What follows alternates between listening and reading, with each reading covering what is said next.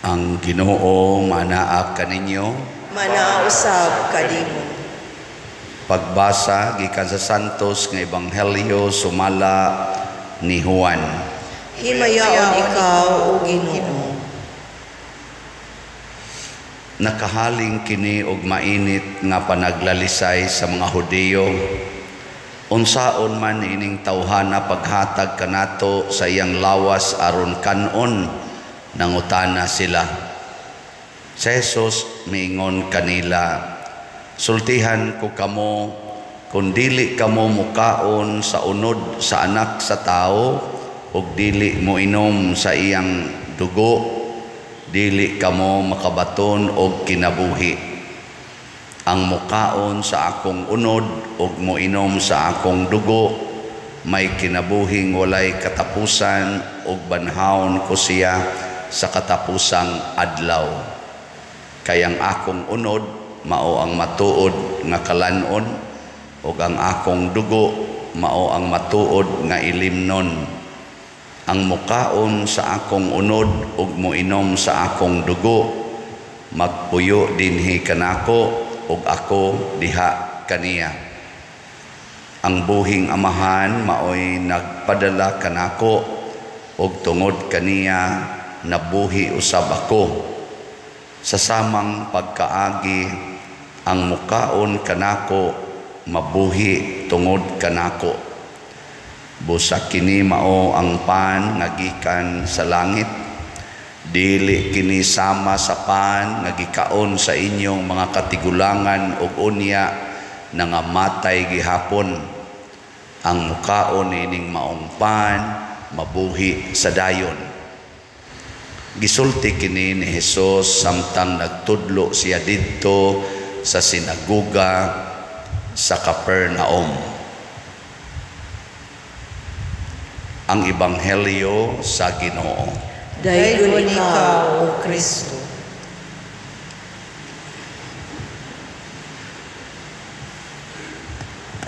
Ang gi-emphasize ni Kristo nining bahina sa Ebanghelyo, kay taas-taas man ni ang John chapter 6, dinhi gipaila ni Jesus unsaon nato nga dili na ta mamatay.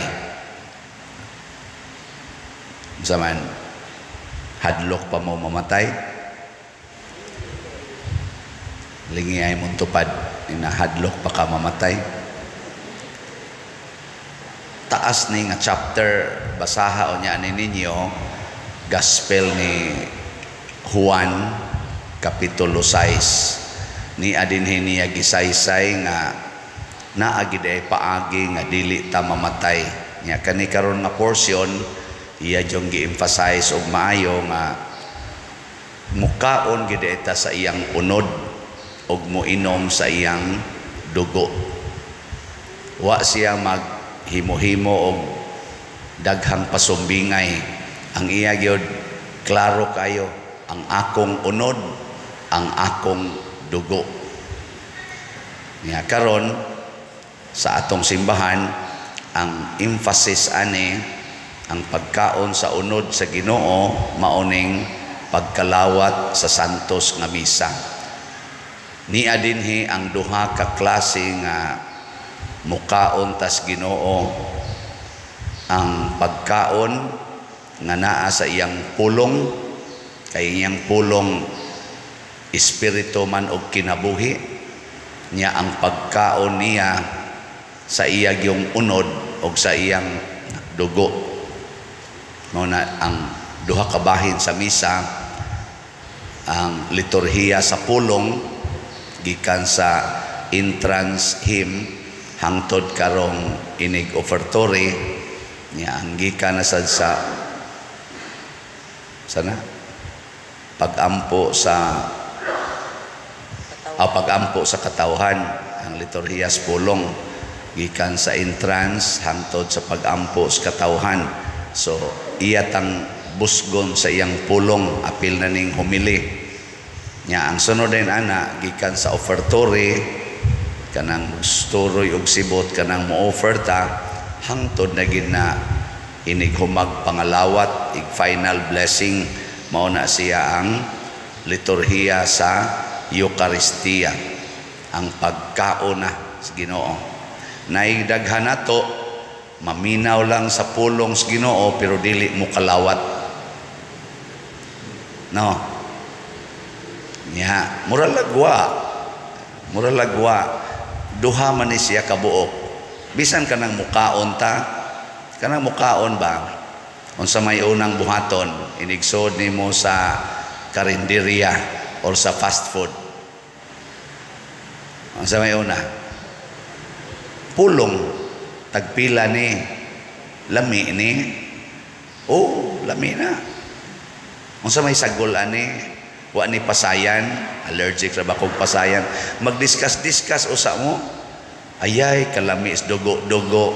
Ala, ang akong tuhod, nana, ang akong arthritis. Magdiskas usa, pulong usa na. Nya ikasabot na, order ko ani, pulong gyapon na. Inig-abot na, ni order na ka, unsa may sunod? Kaon. Ang magmagsige kag order niya human ilabay nimo. Diri na, nya ikaabot na, labay sa basurahan.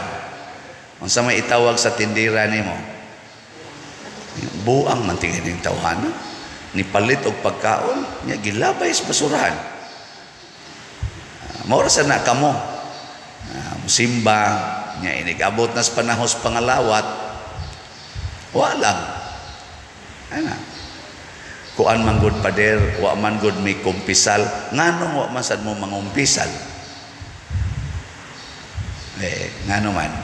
Kay wa sad kay plano nga mo kalawat. Ang uban, way planong mukaon, adili manghunaw. Pero may plano kang mukaon, nya magkinamot ang manghunaw. Nya ikaduha, naay sala nga mortal, kay nagpuyo-puyo, nagkabit-kabit. No? Nya sa may buhaton, kuno nga ang sala, o nagpuyo-puyo, magpakasal. Mahal kayong kasal pa dire.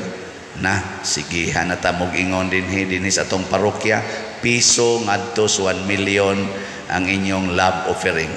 Wa day mo'y piso day. Sige, lingay mo tupad na kay piso. Kinsa gurong tawhana way piso, nya, og mao na piso ngadto 1 million ang bayad sa pagpakasal. Nganong di man ka magpakasal? Wa manggoy hikay pader. Ayaw na paghikay, hikay-hikay pikadiha nga impiernohono na ka.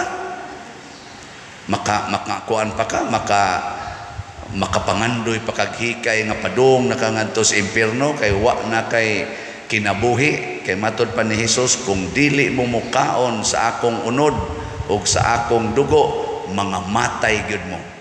Kadtong inyong katigulangan dito ni kaon atong mana, nangamatay gyapon sila. Pero ako mo inyong kanon, din agid mo mamatay.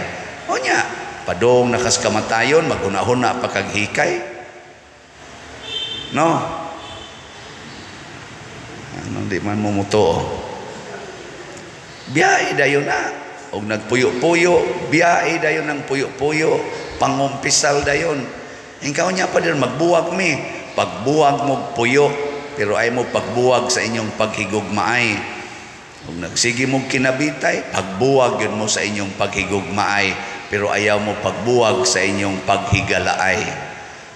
Pero paghigugmaay, isip mo ragbanag asawa, buwag yun mo anak, kay kabit man. Saman, kamusang mga laki nga mo kabit og babae, gusto ninyo kanang dalaga, dadon ninyo sa impierno, wasa ninyo ibatasan. Nya kamusang mga dalaga, kabiton sad mo sa lalaking minyo, unsa man mukuyog mo niya sa impierno, o muambak na siya pangpang aron magpakamatay, mukuyog ka. Unsa ka diha? Kinsa dinhi ang mukuyog nako, maghikog ko ta sa kamot. Na, ikaw usuluha diha pa diri, o gusto ka maghikog, bahala ka diha. Unya, inig-ingon sa laking minyo, I miss you to. I cannot live without you. Ay, mukilig sang animal. Mukilig pa ka ana nga padong na nasa impyerno. Di ba? Ang kuyaw ang pare mo itiksan, I miss you, Father. Mayingon sang pare, ala kanindot. Nya padong na des impyerno. Nya ang nitiks pag yun, madre pag yun. Ala, mangambak tas impyerno ter. Ana ta. Dili oy. Muna ang atong gugma sa pagkaon sa lawas ug dugo ni Kristo kinahanglan ato gyung pangandaman. Muna diri sa unang pagbasa si San Pablo nagsigig lutos sa mga Kristiyanos. Di siya mukaon sa unod og dugo ni Kristo, pero si Kristo naningkamot yun nga si San Pablo nga misalikway sa iyang lawas og dugo, nahimog yung usa ka lig-on nga tigsangyaw og nagkonverter sa daghan kay mga tao nga dili na mga Hudiyo, apil na tang mga pagano. Pagano may tawag nato kay di man ta kadugo sa mga Hudiyo. Iyang gisangyawan nga si Jesus mao gyud ang tinuod nga pagkaon, pero diin man gasugod didto sa mga tao nga nagkaon og Ginoo. Sila si Ananias ug katong iyang mga kauban didto sa Damasco. Kadto man ta sila maoy patyonon ni Saulo, padong man to siya sa Damasco para iyang prisuhon o panakpod o mo reklamo patyon. Pero mao na hinuoy nahimo niyang barkada. Unsa may gigamit ni Ananias og sa iyang mga kauban ngadto ni Saulo? Gugma. Nahadlok unta to sila, Ginoo, kay bawo mamingilngig kining tawhana, mao man itumong niya pag-anhi dinhi aron pamatyon mi panakpon nya imo na nung kung ingnon adtuon ako Saulo. Pero kay nahigugma man wa mahadlok nga nakikita sa iyang kaaway. Muna ingos Kristo, higugmaa ang imong kaaway. So mula kina magsugod tag pulong usas gugma, buhat sa gugma nya human ana magdunga na tag kaon. Kanabitang mag friend sa internet or mag friend dinhi sa aktual unsa man giuna anang buhaton, ila-ila kinsa day nga nimo, si Siano, ikaw si Siana, taga-asa man ka, ay taga San Vicente god, ay manday ka sa nakuan nara sa ko, uy silingan ra day tadiha ya, oo, ila-ila usa ila-ila nya kay nagka-friend man. Ang sa may sunod ngaon ta mo gid na isunod, di ba? Og dili man anang higayuna iniglakaw na, o sige, nice meeting you, unsay imong cellphone number, cellphone na yon, or imong FB page or FB account, ana hatag na, text dayon pulos na pulong, ana yang sunod ana gyud kita ta adto SM ngaon ta, ana kaon gina tanawa og magsikag sugod og kaon, unsa may resulta ma-develop dayon mong duha. Ang sunod kamunay magkinananay. Lagi awa day mo magkinananay ron kamunay din eh.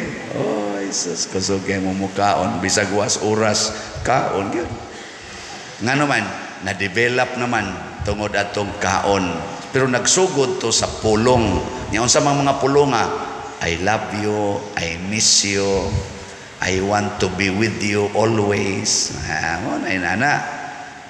Pero likay ang sala. Ang pag-express sa gugma, kanang gugma nga muhatod nato sa pagkaon sa Ginoo dinhi sa santos nga Eucharistia. Dili nang gugma nga mo bawal na Hinuo nato nga mukaon sa Ginoo. Daghan kayong aktibo sa simbahan, apil og Legion of Mary, choir, kaning COM, lektor, salmista, nga karon nagpuyo-puyo. Sa una magsigi sila kaog Ginoo, inig-serve sa simbahan. Karon di na mo kaog Ginoong. Nganon di na man ka mo kaog Ginoo, ingon din puyo-puyo manggod mi, live-in manggod. Naunsa magpuasa lang gyud ka Ginoo aron mo adtog impierno. Kawa gud nimoy kwenta, kabugo gud nimo. Ang ipuasa kanang sala aron makakaon ka Ginoo, din amanon mo kaog Ginoo para ipadayon ang sala kadakong binuang anas imong kinabuhi. Kamo kuno be, unsa may inyong buhaton? Ang pagdagmal sa imong kaugalingon o ang pag-amping sa imong kaugalingon? Kung papilion mo ba, kanang mamatay ka o kining mabuhi ka, asa man imo ana? Kusga? Onya, ang pagpuyo-puyo, ang pagkabit-kabit, makapatay man. Ang pagbiyaan na makabuhi man. Nganong ka na may imong palabihon, nya biyaan ano na mo ang makabuhi. Bugo ka. Kuha man good father, di man gud ko mabuhi ugwa siya. Pinaslang-slang pa ugwa siya. Hilas biya nimo siya pa ka diha. Siya ko'y ginilabas nimo yun. Ano siya? Nya buhat sa gugma. Karon magpista ta. Ugba ang atong mga misa para makakaon kita Ginoo. Ugma natay misa sa alas 6, nya sugda na sa Biblical Rosary sa alas 4:45 kadlawon. Nya inika alas 6 misa, ika alas 8 misa, ika alas 10 high mass kung celebrated mass, misa gihapon, ika alas 2 misa gihapon, ika alas 4 misa na sad, ika alas 6 misa na sad. Hibaw dyan kong daghang tao ugma, pero ang gisigig lantaw asang kaon, asang kaon. Nus ama na mahumang misa kay man-distribute man kuno nagpagkaon. Kana may gipangita mga igmat kay mata magsig asang kaon, asang kaon. Adto ta silang kuana na. Di gyud mo ingon unsa orasang misa? Unsang orasang misa? Ang atong tabian unsang orasa ang misa kay kanang pagkaon nga niya dinis misa matud pa ni Kristo maunay makahatag og kinabuhi. Pero katong gipakaon dito sa humas misa, mga matay ra gyapon ta adto. Mo na kun mukaon ta ato temporary life, pero dinhi eternal life. Unahon yun ang misa basta mamista. Uy, igo ramang mudagkot rami. Manimba mo, ay na, dugay kayo ng pare musik misa. Dagkot lang ta, kaya importante nga mudagkot ta. Wa man gibutang diri Kristo nga mudagkot. Nadi wa.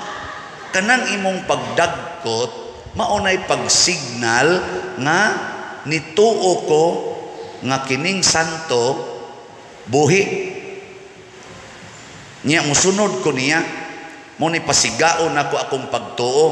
Mo bitan nang muduslit kag kandila kay pasigaon ako akong pagtuo, musunod ko sa patron nga si San Vicente Ferrer. Uy, ang gitumong na hinuon, mudagko ta, ngadto ta, managko ta. Kana ra gi akong madunggan. Ambot ka karon mao ba ka gyapon? Ngadto tag simbahan kay managkot pista bayaron. Di kin mo adto tag simbahan kay manimba ta. Pista ra baron. Dagkot ra gyud. Nang ato sa mga dila diha, na amang katingali nabuhi pa ba na sila ron diha. Ang ilasat sige ra sag baligyag kandila. Di gyud kaingon nga panimba mo ter. Ang ila damagan lang kahapit, kandila, kandila, kandila. Ambot manimba basaga ng mga dila. Ang isulti ra sa Ginoo nato, moingon sa pader na ipakbil.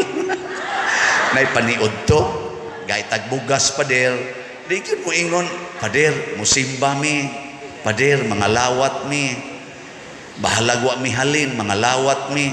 Ana, total kining halin, mamatay ra man gyapon tag natay halin, pero makasimba ta, mukaon tag Ginoo, buhi kita kanunay.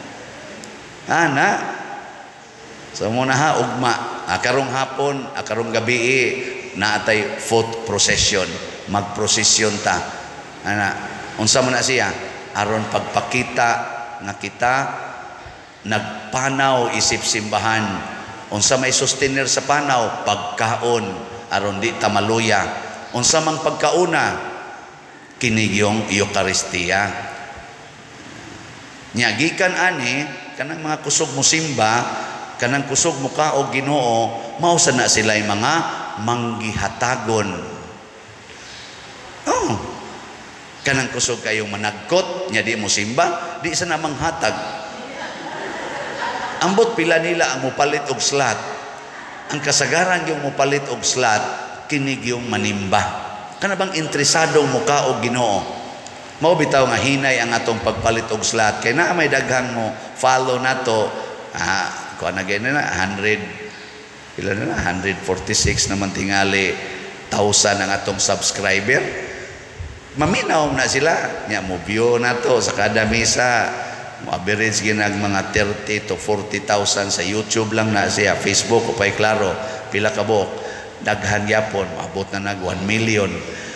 Pero pila ra may mo palit og slat jutay ra ngano man kay pila ra man say porsyento ni ana ang interesadong mukaon sa Ginoo. Kay kung magsigitag kaog Ginoo, mahimo sadtang liwat sa Ginoo. Kinsa man ing Ginoo, kinsa man ni si San Vicente Ferrer, manggihatagon. Ana mo kita mga kauban nagbalik-balik na lagpalit og slat. Mo na nga atong halin as of yesterday sa atong SBF DAG niabot na og 16,422 slots ang atong halin. Oh, pakpak. Kung kani dali ra magita ning mudaghan basta ang tanan mukaon lang jud Ginoo. Kay ang mukaon Ginoo mahimo mang manggihatagon. Nya sa ato sang parapista ugma na ra ba ning deadline ani ambot lag mahurot ba ni ang atong halin ni abot na sa GPHJ ni abot nag 31,833 ka slots. So, pakpakyapon. Napay 13,167 slots sa inyong paminaw mahurot ni Kotob ugma. Bantay mo ha. Appeal mo sa 10 slot challenge. Ang ni-appeal na sa atong 10 slot challenge, niabot nag 207. Pakpak yapon. Ako lang ning gisgutan, dili ang pag-ingon na unsa diha, ang pagpruiba lang nga kining kusog mo kaog Ginoo manggihatagon. Og ang manggihatagon naghatag og kinabuhi dinhi sa yuta og didto sa langit. So congratulations ninyong tanan nga ni kaog Ginoo. Nya kamong dili pa mo kaog Ginoo, pangao na mo. Ug naay babag, kuhaa ang babag. Dili kay ipadayon ang babag nga mao ang sala, nya di na hinuon mukaon og Ginoo. Maningkamot kitang mukaon. Mao bitad ang uban dinhi magsigig lakaw-lakaw, mangayo, mangayo, mangayo para gyud kaon. Magpakauaw para sa kaon. Mao na ato sa nang gamiton nga prinsipyo, magpakauaw ta, mubiya ta ng sala aron makakaontag Ginoo. Manindog ta katong mga og Ginoo.